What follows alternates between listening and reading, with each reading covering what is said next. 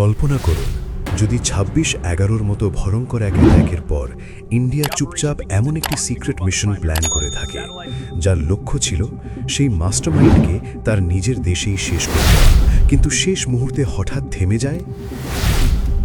কেন থামানো হয়েছিল অপারেশন আলবিদা?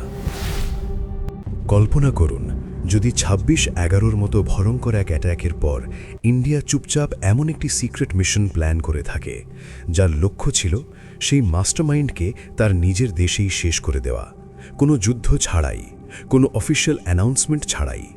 আর যদি আমি বলি এই মিশন প্রায় এক্সিকিউট হওয়ার পথে ছিল কিন্তু শেষ মুহূর্তে হঠাৎ থেমে যায়, তাহলে প্রশ্নটা খুবই বড় হয়ে দাঁড়ায়, কেন থামানো হয়েছিল অপারেশন আলবিদা? ২০০৮ সালের ২৬শে নভেম্বর মুম্বাইতে হওয়া টেরর অ্যাটাক শুধু একটা ইনসিডেন্ট ছিল না, এটা ছিল পুরো দেশের ওপর একটা সাইকোলজিক্যাল শক। চারদিকে ভয়, রাগ আর প্রতিশোধের আগুন ছড়িয়ে পড়ে।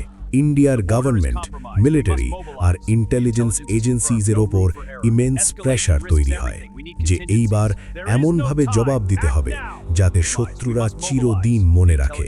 ঠিক এই সময়েই একটি হাইলি ক্লাসিফাইড কোভার্ট মিশন পরিকল্পনা করা হয়, যাকে আনঅফিশিয়ালভাবে বলা হয় অপারেশন আলবিদা। এই মিশনের প্রধান টার্গেট ছিল হাফিজ সাঈদ, যাকে এই অ্যাটাকের মাস্টার মাইন্ড হিসেবে ধরা হয়। কিন্তু সবচেয়ে শকিং বিষয় হলো এই মিশন কখনো এক্সিকিউট করা হয়নি, এবং এখানেই শুরু হয় আসল মিস্ট্রি। 26/11 মুম্বাই অ্যাটাকস ছিল এক কোঅর্ডিনেটেড টেররিস্ট অপারেশন, যেখানে পাকিস্তান বেসড টেররিস্ট গ্রুপের সদস্যরা মুম্বাইয়ের মাল্টিপল লোকেশনে সাইমালটেনিয়াস হামলা চালায়। Taj hotel, Oberoi Trident, CST station, সব জায়গায় একসাথে কেওস তৈরি হয়। প্রায় ১৬৬ জন মানুষ মারা যায় এবং শতাধিক মানুষ আহত হয়। এই অ্যাটাক শুধু ইন্ডিয়া নয়, পুরো ওয়ার্ল্ডকে শক করে দেয়। ইনভেস্টিগেশনে ধীরে ধীরে বেরিয়ে আসে যে এই অ্যাটাকের প্ল্যানিং পাকিস্তানে বসেই করা হয়েছিল এবং হাফিজ সাঈদের নাম সামনে আসে অ্যাজ আ কি কনস্পিরেটর। ইন্ডিয়া ডিপ্লোম্যাটিক লেভেলে প্রেশার তৈরি করতে থাকে, কিন্তু কোনো স্ট্রং অ্যাকশন না হওয়ায় ভিতরে ভিতরে ফ্রাস্ট্রেশন বাড়তে থাকে, এবং ঠিক তখনই কোভার্ট রিটালিয়েশনের আইডিয়া জন্মায়। অ্যাটাকের পরপরই ইন্ডিয়ার ইন্টেলিজেন্স এজেন্সিজ যেমন আইবি এবং মিলিটারি স্পেশাল ইউনিটস একসাথে বসে একটি সিক্রেট প্ল্যান তৈরি করতে শুরু করে। এই প্ল্যানের উদ্দেশ্য ছিল সিম্পল কিন্তু ডেঞ্জারাস: হাফিজ সাঈদকে এলিমিনেট করা, ডিরেক্টলি পাকিস্তানের ভিতরে গিয়ে।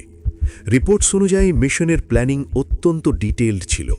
টার্গেটের মুভমেন্ট ট্র্যাক করা হচ্ছিল, তার সিকিউরিটি প্যাটার্ন স্টাডি করা হচ্ছিল, সেফ হাউস আইডেন্টিফাই করা হচ্ছিল, এমনকি এক্সট্র্যাকশন প্ল্যান পর্যন্ত রেডি করা হয়েছিল। মিশন এক্সিকিউট করার জন্য স্পেশালি ট্রেইনড কমান্ডোস প্রস্তুত ছিল।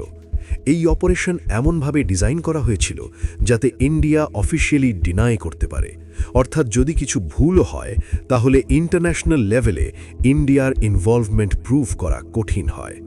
সব কিছু পারফেক্টলি সেট ছিল, কিন্তু ঠিক যখন মিশন গ্রিন সিগন্যাল পাওয়ার অপেক্ষায় ছিল তখনই কিছু অদ্ভুত ঘটতে শুরু করে। সবচেয়ে রহস্যজনক বিষয় হলো এই মিশন কখনো এক্সিকিউট হয়নি। কোনো অফিশিয়াল রিজন আজ পর্যন্ত পাবলিক হয়নি। ইনসাইডারের কিছু ক্লেমস অনুযায়ী মিশন শেষ মুহূর্তে হল্ট করা হয়, কিন্তু কেন? কিছু রিপোর্টস বলে ইন্টারন্যাশনাল প্রেশার ছিল, বিশেষ করে ইউএস এবং আদার গ্লোবাল পাওয়ার্স চাইছিল না ইন্ডিয়া পাকিস্তান কনফ্লিক্ট এসকেলেট হোক। আবার কিছু থিওরি বলে পাকিস্তান অলরেডি অ্যাওয়্যার হয়ে গিয়েছিল এই প্ল্যান সম্পর্কে, যার ফলে রিস্ক অনেক বেড়ে যায়। আরেকটি অ্যাঙ্গেল হলো পলিটিক্যাল ডিসিশন। হয়তো গভর্নমেন্ট লাস্ট মোমেন্টে রিস্ক নিতে চায়নি, কারণ যদি মিশন ফেল হতো তাহলে সিচুয়েশন ফুল স্কেল ওয়ারে কনভার্ট হতে পারত। কিন্তু সবচেয়ে সারপ্রাইজিং ব্যাপার হলো এই পুরো অপারেশনের এক্সিস্টেন্স নিয়েই অফিশিয়ালি কোনো কনফার্মেশন নেই, যা এটাকে আরও মিস্টিরিয়াস করে তোলে। এই মিস্ট্রি ঘিরে বিভিন্ন থিওরি রয়েছে। প্রথম থিওরি বলে যে ইন্ডিয়া ডেলিবারেটলি এই মিশন ক্যান্সেল করে ডিপ্লোম্যাটিক অ্যাডভান্টেজ নেওয়ার জন্য, যাতে ওয়ার্ল্ড সিম্প্যাথি ইন্ডিয়ার দিকে থাকে।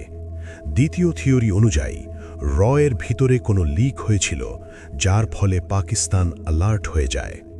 তৃতীয় থিওরি বলে মিশন টেকনিক্যালি রিস্কি ছিল এবং সাকসেস গ্যারান্টি ছিল না, তাই লাস্ট মোমেন্টে ক্যান্সেল করা হয়।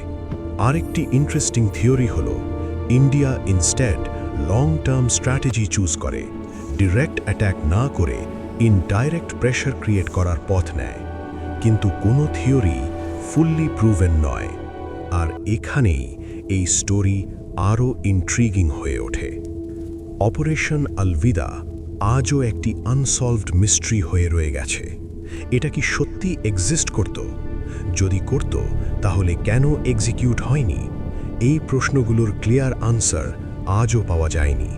কিন্তু এই ঘটনা আমাদের একটা জিনিস বুঝিয়ে দেয়, রিয়েল ওয়ার্ল্ড ইন্টেলিজেন্স অপারেশনস সবসময় মুভিজের মতো সিম্পল হয় না। এখানে ডিসিশনস নেওয়া হয় জিওপলিটিক্স, রিস্ক, ডিপ্লোমেসি আর ন্যাশনাল সিকিউরিটির কমপ্লেক্স ব্যালেন্সের উপর। হয়তো কোনো দিন এই মিশনের সত্যি গল্প সামনে আসবে, আর তখন আমরা জানতে পারব ইন্ডিয়া কি সত্যি রিভেঞ্জ নিতে যাচ্ছিল, নাকি এটা ছিল শুধু এক আনফিনিশড চ্যাপ্টার অফ হিস্ট্রি।